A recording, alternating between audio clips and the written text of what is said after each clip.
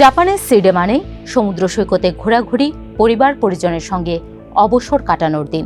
কিন্তু সেই ছুটির দিনেও বিশ্রাম নেননি প্রধানমন্ত্রী সানায়ে তাকাইচি। সরকারি কাগজপত্র ঘাঁটাঘাঁটি, শত শত ইমেইলের জবাব দেওয়া আর ঘরের ছোটখাটো কাজেই কেটেছে তার দিন। নিজের এই কর্মব্যস্ত জীবনের কথা সামাজিক মাধ্যমে শেয়ার করেছেন দেশটির প্রথম এই নারী প্রধানমন্ত্রী। তবে এতে প্রশংসার বদলে ব্যাপক সমালোচনার মুখে পড়েছেন তিনি।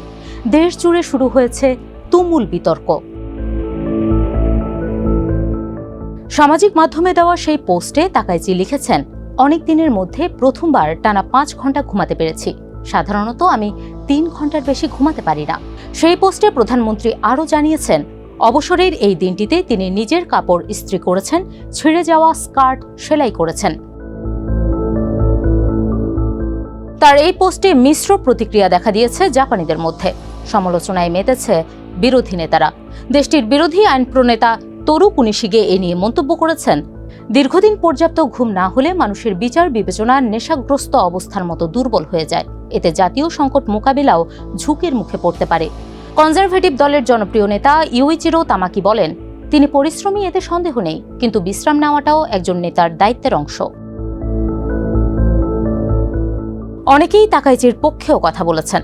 টোকিওর National Graduate Institute for Policy স্টাডিজের অধ্যাপক ইয়োকো ইওয়ামা মনে করেন, জাপানের প্রথম নারী প্রধানমন্ত্রী হিসেবে তাকাইচিকে সংসারের অনেক কাজও নিজেকেই সামলাতে হচ্ছে। তিনি বলেন, জাপানের প্রধানমন্ত্রীর জন্য এমন একটি ব্যবস্থা গড়ে তোলা প্রয়োজন যাতে তাকে গৃহস্থালির কাজ নিয়ে ভাবতে না হয়।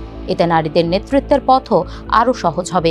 পররাষ্ট্র প্রতিমন্ত্রী আয়ানো কুনিমিৎসুও প্রধানমন্ত্রীর পক্ষে অবস্থান নিয়ে বলেন, প্রত্যেক মানুষের ব্যক্তিগত বাস্তবতা ও অজানা গল্প থাকে, বিষয়টি সেভাবেই দেখা উচিত। জাপানে দীর্ঘ কর্মঘণ্টার সংস্কৃতিও বহুদিনের। অনেক প্রতিষ্ঠানে প্রতিদিন 12 ঘন্টারও বেশি কাজ করা স্বাভাবিক বলে ধরা হয়। দেশটিতে অতিরিক্ত কাজের চাপে মৃত্যুর ঘটনাও আন্তর্জাতিকভাবেও আলোচিত, যাকে জাপানে কারোশি বলা হয়। গত বছর প্রধানমন্ত্রী হওয়ার পর থেকেই তাকাইচি নিজেকে নিরলস কর্মী হিসেবে তুলে ধরেছেন। দায়িত্ব গ্রহণের সময় তিনি বলেছিলেন, আমি কাজ করব, কাজ করব, কাজ করব, কাজ করব এবং কাজ করেই যাব। তবে সমালোচকদের প্রশ্ন, একজন রাষ্ট্রনেতার কঠোর পরিশ্রম অবশ্যই প্রয়োজন, কিন্তু পর্যাপ্ত বিশ্রাম ছাড়া গুরুত্বপূর্ণ সিদ্ধান্ত নেওয়া কতটা নিরাপদ?